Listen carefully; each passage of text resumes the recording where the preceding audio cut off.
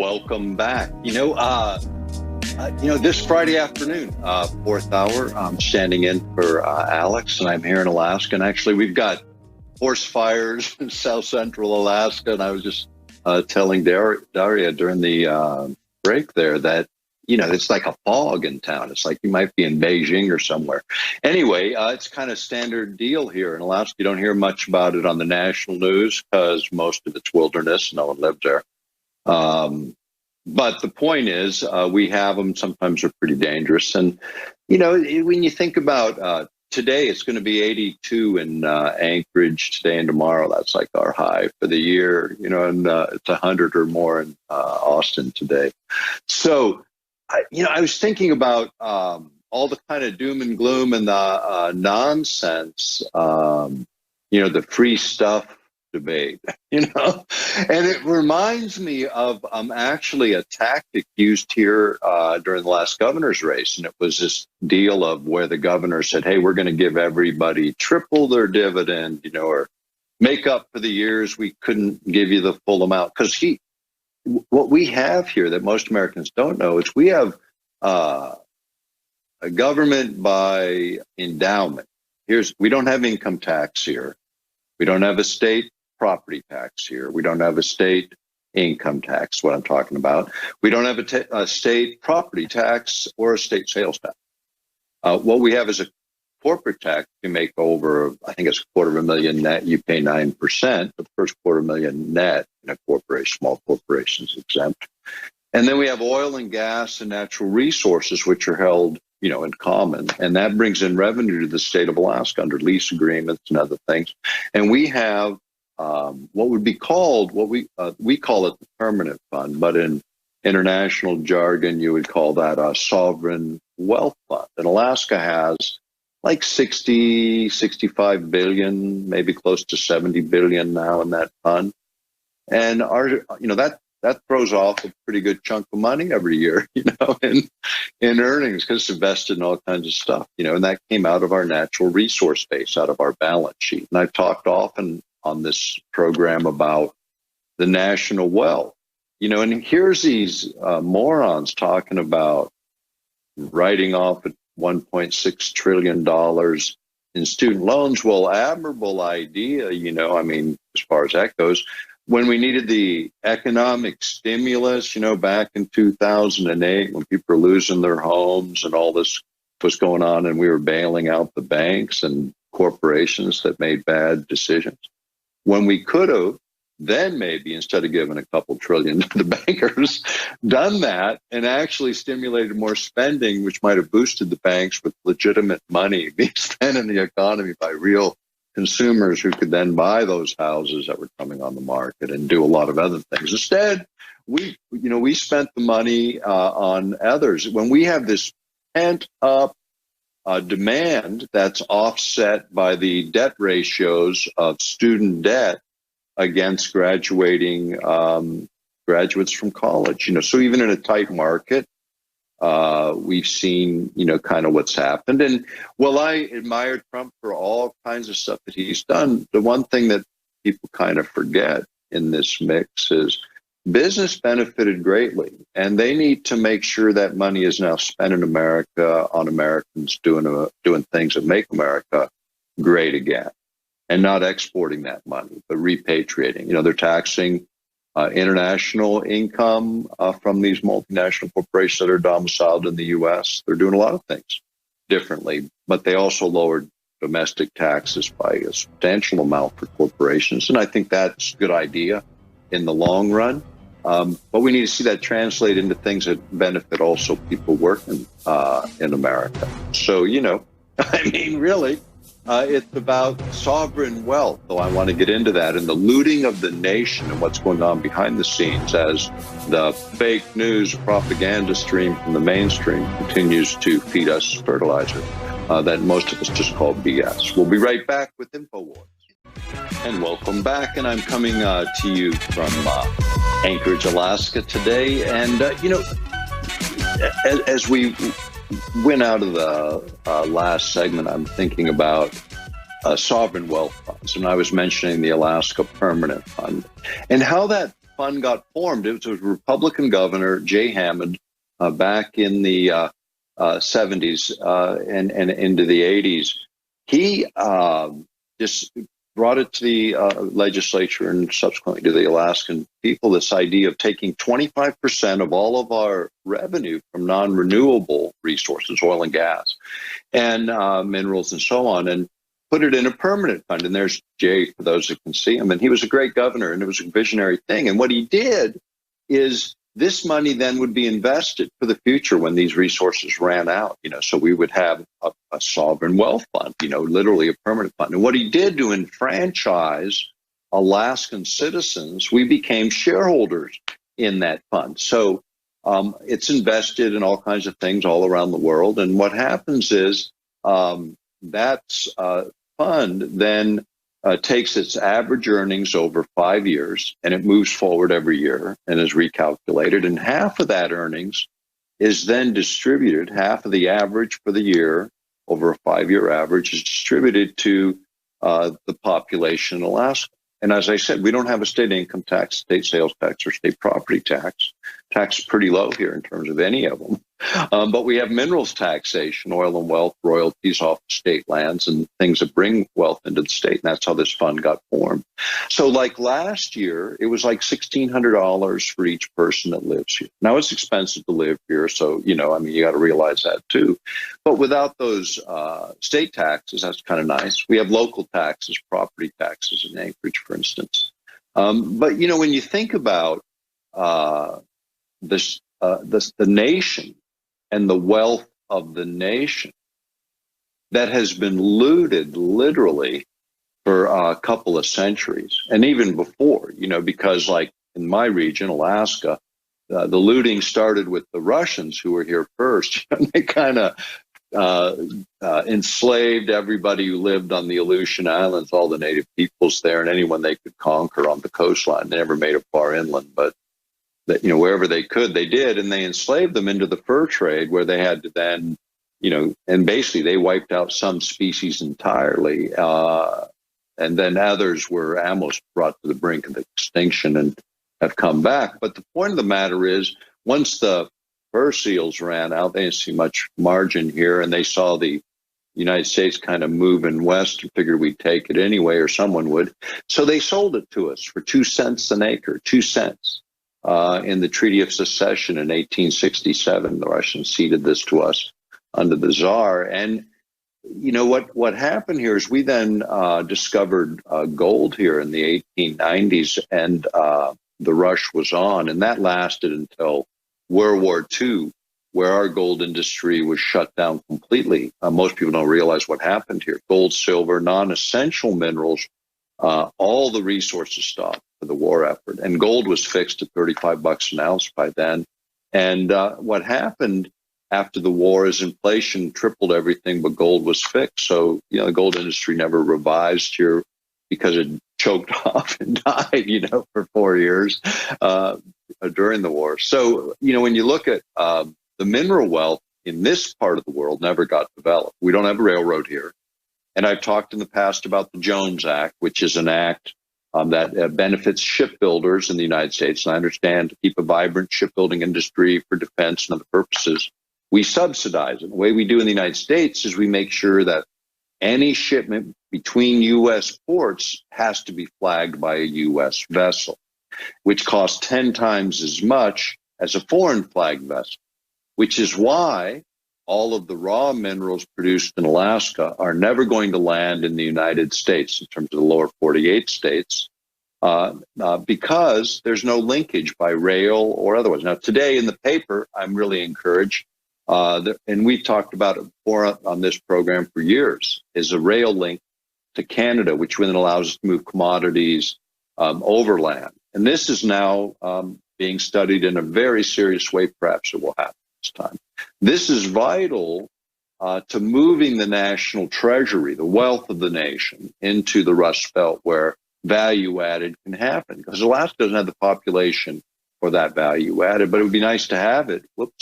Have it in the United States, and we have that possibility. And we're ignoring the possibility of a sovereign wealth fund. Now, Norway has a sovereign wealth fund, and they put all their oil money in there, and then they allocate it in their social security system. But you know what they built from their oil revenue, their natural resource revenue? In Norway, they built a trillion with a T, $1 trillion fund. Instead of running deficits, Norway kind of runs a surplus, based on that national wealth, that they didn't let industry just loot. What they did is they contracted to industry to extract those resources, and they competed for those contracts, which makes good sense, right? Because that's public resource, the oil and gas. Well, in the United States, we don't do that. We have these fire sales and tax incentives and all this crap built into the tax code. And it's too complicated to get into in this segment, maybe another time, another place. But the whole charade started with the income tax back in 1913. Okay, this goes back, clocks back, and how the mineral, oil, and gas industries were spared the biggest burden of taxation. Even to this day, those codes exist. But the point I'm making today is, because of interest groups, America and Americans have been screwed over. And it pisses me off from the standpoint of everybody is screaming poverty, including in this state of Alaska, the richest state per capita in the nation. And they're whacking the budget and worrying about the sky is falling. And, it's moronic and ignorant and uninformed leadership that approaches this state in this way. Because within the purview of national resources and state resources in terms of land and what's under the land, and native resources under the land for that matter, 9% of the state is native owned here based on their legislation by my father back in the 70s, Native Land Claims Settlement Act. And they own their mineral estate and oil and gas estates. And then we have the Mental Health Trust, which has about 750,000 acres. And it is a trust and it generates something, but it's pretty inefficient if you ask me. But the point of the matter is the state then has like 100 title or intended title, about 105 million acres, and and then which is about 19%, and the rest 70% is federal government, 1% is the rest private parties. But 70% is the national government, which is you and me, and under that, that doesn't include the 200-mile coastal limit out on the continental shelf, which is an oil basin for the whole northern part of the state of Alaska, and has trillions and trillions and trillions of cubic feet of natural gas, and perhaps 100 billion barrels of oil or more, maybe more. I don't know. It's going to be crazy when the full tally comes out. But already $5 trillion has been taken out of there, looted, from my perspective, by multinational corporations. And the state thrown a pittance and the feds thrown a pittance for this. These are national resources. We have to ship them overseas because it's cheaper to do it. Yeah, they're double-hull tankers now, and they're made somewhere else. But here's the equation, the Jones Act. Bringing a ship in from China to L.A. is about $800-900. To bring the same ship halfway back to Hawaii from L.A. is $8,000, more or less. There's your Jones Act, and that's what it costs us. It costs us a lot to support the shipping industry at the expense of raw materials getting value added from Alaska for the wealth of the nation. We're going to be right back after these brief messages. You're listening to the InfoWars. This is Dr. Nick Begich in this fourth hour on a Friday afternoon. And welcome back. I appreciate being here today. Thinking about this whole topic again, sovereign wealth. What does that really mean? When we hear discussions about our budget on the national level, our national budget, we're always listening to this discussion about taxes and who's paying and how much is coming in and how much is going out and what we're spending it on. And we all complain about how much they take from us and how little we get back and how they redistribute our wealth, and the thing about the debates the last couple of nights was It's more of the same, how to get down, dig down deeper and take a little more. But the point is the big theft is on the balance sheet.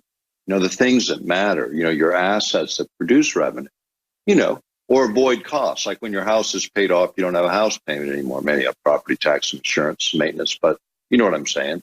So when you have assets, real assets, maybe apartment buildings, and they throw off some rents when they're paid off, but think about real stuff producing real revenues, and natural resources are the very base of the balance sheet of a nation when you think about land and natural resources. And so we auction them off at a giveaway price under all kinds of different terms and conditions, when what we should be doing on at least oil and gas is pretty predictable now. The science is really good.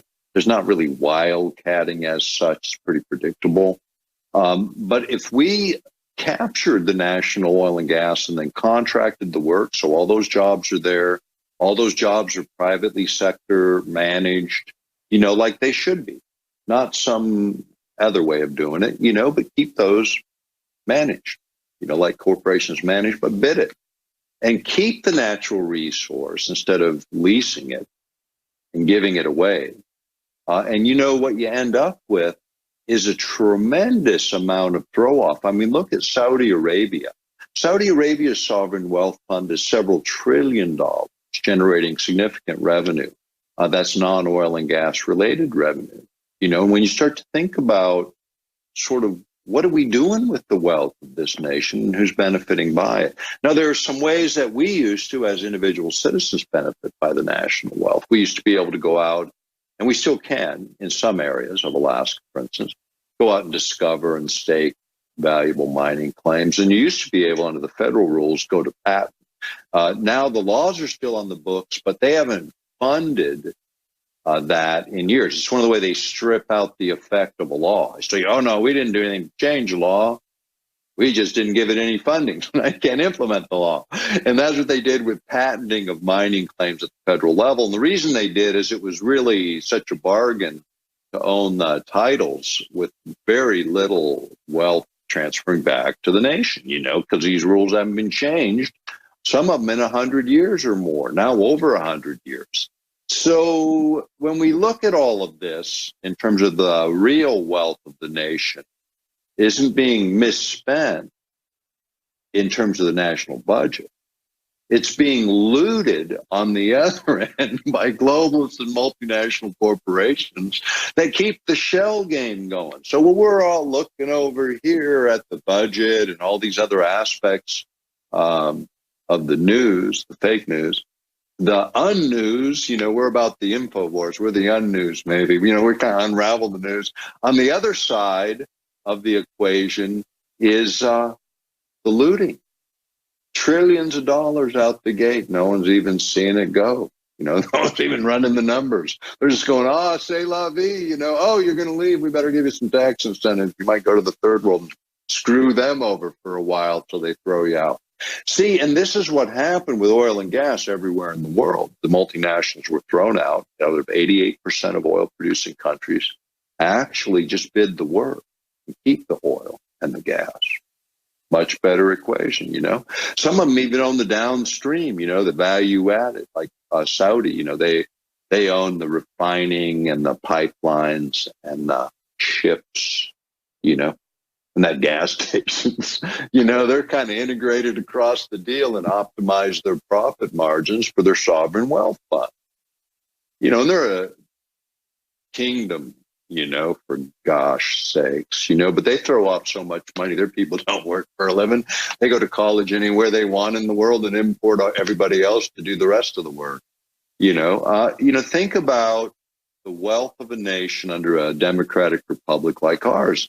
And wow, what used to happen in a brown paper bag that we called bribery, the same thing happens today, only we call it campaign contributions. We have committees and regulations and rules about who can bring the bag of money to the party. And that's really all that's changed, but we somehow have legitimized bribery and corruption by giving it a new name. Isn't that the most ridiculous? Yeah, as they all raise their hands, hallelujah to the Democratic Republic on 2-bit nights of debate. Give me a break, you morons. The Republic is being hijacked every day and in a million different ways and looted by the, looted literally every day. The national purse is picked and our taxes didn't go down. Hey, but what I want to say on a positive note, because we all know about all that. We get angry about it, we get mad about it, but we can't get mad about it. We have to take on a different tack. We have to recapture the nation so that we don't let it bleed anymore in the way that it has, and really bring these multinationals to account for what they've done here. It's not about, you and me anymore. It's about them. Really. They've taken over the reins of government by controlling to such a great degree the apparatus of government, and communications in the 21st century has been handed off to these Nazi leftists. Can you believe it? I mean, I never thought I could combine the two. It's like they're doing the same thing that they oppose so bitterly. Shutting down speech, shutting down some sense of an equality in the world for a major segment of this population in America. Like the majority of Americans, and perhaps maybe a lot of people in the world. But like every station and every network, they're not perfect. Neither is this one. But at least we don't work from a script. We work based on good research and taking sort of an alternative view of the world, and then trying to put that into plain language so we might address it within the context of a democratic republic within the 21st century. Instead, what we have is 1984 on steroids, ladies and gentlemen. This is like the worst nightmare of sci-fi writers playing out in this century by these little men who are running these corporations, and they are. They do not recognize the courage that it requires to maintain free speech in a democratic republic. They don't have the balls to reflect that in our society. This is Dr. Nick Begich. We'll be right back. And welcome back. This is Dr. Nick Begich on this Friday morning, still my time, and afternoon in most of the rest of the country. We've been talking about sovereign wealth and the wealth of nations and the looting of the country, really, by globalist multinationals. I mean, a whole lot of interests have literally conspired by cooperation and, kind of the joint agenda of take what you can and leave nothing behind. And now what they've done, too, is they've exported most of the factories, plants, dismantling them, moving them overseas. What they're bringing back here to the United States now is robotics, and robotics will create a lot during the construction phase, but then there's not a lot of jobs left behind there. But the real wealth, in addition to those factories coming back, what then becomes relevant? It's raw materials, right? Value added, which is labor at some level, and also transportation and energy. And the U.S. is like exporting energy again, and when you think about, again, the wealth of the nation, and should we give it away in lease sales, or should we begin transforming that into a different approach, an approach where we contract out the services of exploration and subsequent drilling and then construction, contracted out, same way industry does. And, and the thing is, most countries do this with their oil and gas. Now, I'm not talking about those that are grandfathered in because they own the oil and gas rights privately in the country. There's a lot of that. But in the West, most of the West, that's not the case. Most of the West, the rights were withheld, retained by the government, never went with the land. And there's exceptions in Alaska and throughout the West in various places, but most of it remains public land with those rights inclusive. And so when you think about the public wealth now in the 21st century, how do we leverage that wealth in the 21st century that's never going to be replaced once it's gone? Depending on what we're doing, we need to rethink that and look back at the tax code and get rid of things like depletion allowance and depreciate, which is a really false kind of accounting tactic used to reduce the tax liability to about half of the normal corporate rate when you factor in depletion allowances for minerals, oil, and gas industry. And what that means is that public resources, public-owned lands are applying this tax code when the owners are really you and me, not the private companies, as is the case with other depletable or depreciable assets. Think about in that same vein. So these codes haven't been changed since the tax codes were invented in 1913 because of mineral, oil, and gas industry, powerful lobby then, and has remained for over 100 years that powerful. So with the tax reductions to 20% corporate rates, for these organizations, effective rate is half of that. And they're taking public resources out of the bargain basement price. This is all upside down. We ought to give them fair profit margin on their construction and all of that work for Americans. It's great to see that work happen, but the resource, the underlying wealth, is being taken primarily by multinationals. In Alaska, the North Slope was about half at one point British Petroleum, and British Petroleum up until the 80s, for the first number of years of peak production oil, 2 million barrels a day coming out in those days, the Crown still owned 25% of British Petroleum until they divested in the 80s. But the point is, we were still a colony, for God's sake. Come on, think about it. We're still paying the Crown up into the 1980s on money made by their multinational holdings in these corporations. It's kind of ridiculous, isn't it? Stop and think about this. It's just a shell game, in terms of how we create new words, new ideas, new syntax to throw into the mirage that we're living in and call it reality. And, that's my friend Ashraf. I want to tell you about Ashraf. Ash is a good guy. He's in his 80s. And he was talking to me. He says, it's like the Colosseum, and we're the last act. And it's true. And Ashraf, he comes from a really interesting background. He was raised by his grandparents in Egypt in the 1950s. And in Egypt in the 1950s, it's quite a different place. And his grandfather happened to be the prime minister at the time. So he was in kind of a privileged position to see Egypt in the 1950s. And, he lives in the United States, has, since the 70s, 60s, I think. Anyway, a long time from college on, and he had a career here and did his thing here. And the changes when he went back after so many years, it's not just the culture moving to Europe, but the culture that resides there now is not the culture in the late 60s, early 70s, not at all. It's unfortunate. He's sad, grief-stricken, I would say, more so in what's happened to Egypt and the Middle East in general. He says, don't go there, Nick, don't go there. It's not safe. It's not what it was. And that's a sad thing. You think if we spoke of our nation in that manner, if it were so changed. My friends, my business partner in Germany left Germany. He now lives somewhere else in the world, in Thailand, because Germany became so hostile to him in terms of both taxes and culture. It just changed dramatically. And, my time traveling back and forth the last 25 years in and out of Europe, I can tell you it's a dramatic change throughout most of Europe because of what they've done. And in the last segments, there was comments on that and what's happening there. The globalist agenda is to acquire the wealth of nations. This is the agenda.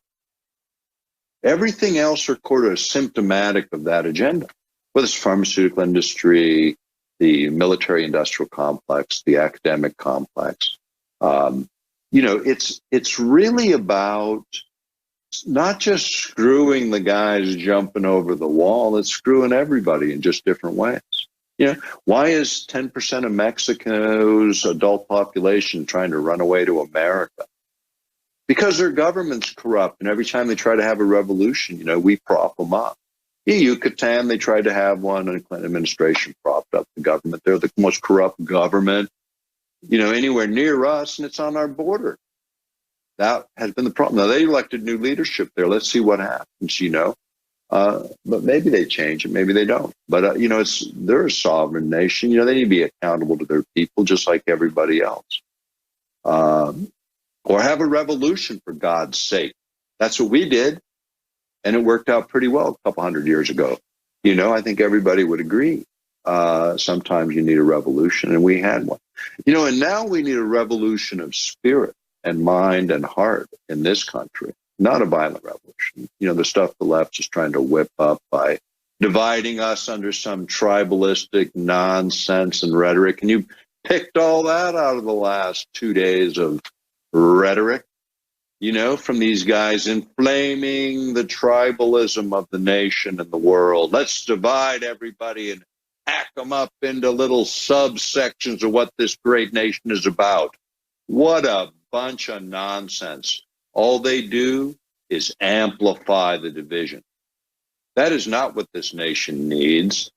That is the diversion. You know, the left is diverting us in one direction, and aspects of the right, you know, and I voted Donald Trump, so did my oldest son, Nicholas, you know, much to the chagrin of the rest of my family.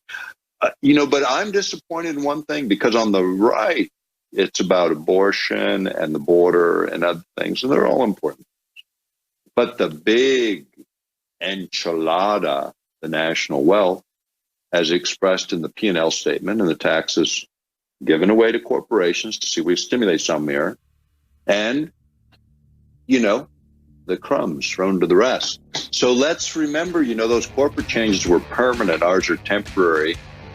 You know, let's decorate the mahogany with the truth. What's the long-term program? And are we part of that program? Coming back next, I want to talk about the programming of the nation for the globalists and what that means. We'll be right back. This is Dr. Nick Begich in the InfoWars. And welcome back. This is Dr. Nick Begich in this fourth hour. And I want to encourage people to support the InfoWars. Go to the InfoWarsStore.com. Support this network so you can keep hearing all of the hosts and guest hosts, the reporting that goes on. You know, it's the unnews, unscrambling the other story, you know, because, man, it is truly a war for your mind. And that's the part I want to get into. You know, I'm talking about the looting of the nation. You know, you keep the shell game going over here, people worrying about social issues, they're not important. Well, they're looting us. This is important. Trillions and trillions and trillions of dollars in debt is being registered by the Federal Reserve, which shouldn't even exist, for God's sake. It ought to be the Treasury. You know, period, not debt instruments issued by the Federal Reserve and their 300 member banks. You know, this was also part of that 1913 screwing of America by the bankers who we bailed out to the tune of first the S&Ls during the Bush administration. That was $1 trillion.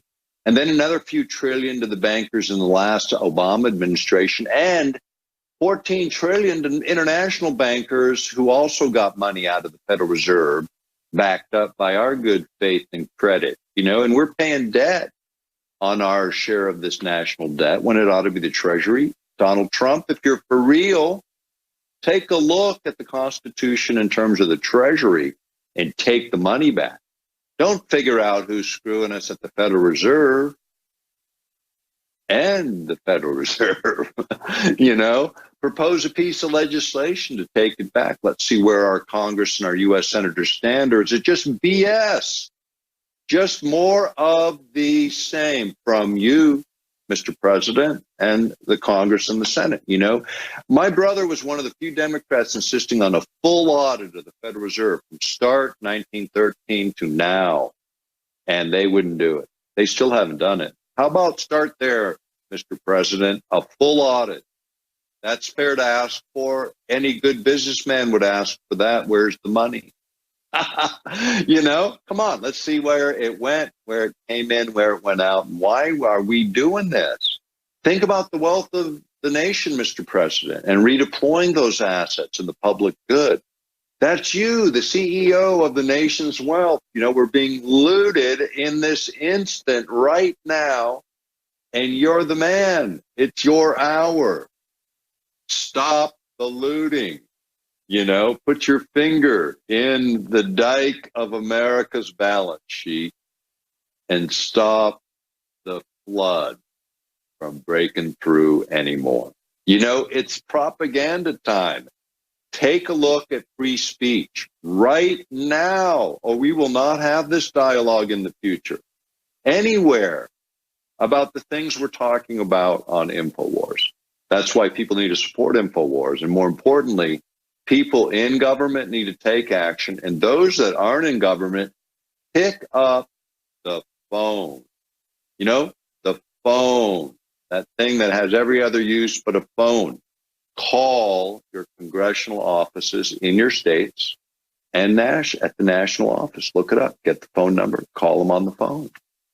Call them on the phone until they can't answer anything but you. And not in an outraged way. But hey, get them to pay attention to why free speech is important, whether you like what's being said or not. It's the basic foundation of a nation. Next time it's the other guy. And Alex is absolutely correct on this. It's always starts somewhere. Oh, it's him. It's not me. But someday it is you. It's, you know, you might like the government you got, but the government you get might be a lot different. So, you know, as someone who comes from 3 generations of political family at the national, international, state level, local level, I've seen it all. And I can tell you, the only things that's changed is the way the bag man with the money arrives. Okay? And there's a few that are ethical and honest, and you got to really dig through. And some of them are vulgar, you know, are vulgar in a lot of ways. But what are we looking for in a nation right now? The last time we needed a bully, someone to just go in there and beat some heads, you know, and we got Donald Trump, who has been very effective at it. I look at the free trade agreements that are now a little better trade agreements, you know, between Mexico and Canada, now the Chinese discussion, and what's going on with NATO paying more of their bill instead of us underwriting all of Europe again. You know, why are we paying 65% of NATO's bill all these years later? You know, grow up, Europe. 70% of 70 years later, you know, grow up. Take care of your own business. You know, we don't have to do it. We shouldn't meddle in your affairs. You know, we do all the time, I know. But you shouldn't meddle in ours. You know, what people forget, you know, they talk about Russian meddling all the time. Do you remember when Netanyahu came over here, you know, head of Israel, and went to the Congress and addressed both houses of Congress without even getting a hello to the president on his way in to criticize what was going on here? Now that's, you know, that's like collusion. You know, that's like overstepping your boundaries, right? No one complained. Everybody went, oh, well, what are we doing? You know, Obama went over to Great Britain and commented publicly about Brexit. It's not his affair. It wasn't his affair as President of the United States to go interfere with Great Britain's domestic affairs. You know, that's just not what we should be doing. You know, when you stop and think about it, these are national questions within sovereign boundaries. You know, we were talking about sovereign wealth. Also, it begins with sovereign humans, individuals, not sovereign corporations. This is not how the country, this republic was founded. Yet, we've transferred by legislation and by Supreme Court decision even, free speech rights we've now conveyed to corporations without equal accountability. Because, you know, you can criminally indict a corporation, but who's going to jail? Nobody. You need to make it so that these guys who are running big tech today can be criminally indicted for severing your civil liberties of free speech. Criminally indicted, the board of directors, the officers, the folks that shareholders elect. These guys who run these corporations and decided to be the 1984 filter for what's tolerable in speech. The tolerance party of the liberal left. is telling us what's okay to say, because everybody should get a trophy except someone we don't agree with. You know, I mean, come on, ladies and gentlemen. The republic is at stake, and it is the info wars. It's globalists who are controlling it, looting now another segment of the public wealth, the airways, which used to be for free and governed in our interest as public resources, have been sold off as if they're a used car. No, these are what protects the republic, which is why the public airwaves have always had a legitimacy of disagreeing on ideas. We couldn't say the 7 bad words or whatever it was, you know, that George Carlin used to joke about. But everything else was permitted. Even the most repugnant ideas were permitted, whether we liked them or not. And this is what this republic was built on. And the idea of censoring it, tamping down view counts, that's what they've been doing to me. You can't even do sorts on me anymore because I'm appearing on this network. You can find me all over the place, but ask what I've done in the last month and nothing here will show up. You know, and yet I appear every week. And it's because the messages are what they're standing in the way of right now, which is why people need to pass this on through all of your networks, because it is a network. And they created it. But boy, they're screwing us now with this network. And this is one phase of what mind control has been all about. You know, next Friday when we come back, we're going to run out of time. I want to talk about that because I've been talking about that for 25 years, and it goes back to the 70s and the 50s even and before. And next time, we'll get into the whole history of how this has happened and then throw the modern overlay, which is where we are today. So it's not just about looting the national wealth. It's diluting the national opportunity to have debate over that wealth. So the looting can be perfect. And this is what's happening now. We have a chance to stand in the gap for this network, for Alex Jones and all of the other hosts. Go to InfoWars, get stuff you need. There's great supplements, there's books, there's videos. My books and videos are there. Support the network. Patronize the InfoWarsStore.com and get the products. And that's how this network stays on the air. They are trying to snuff out the voice. This voice is the voice of the InfoWars, and you're the tip of the spear, the Info Warrior.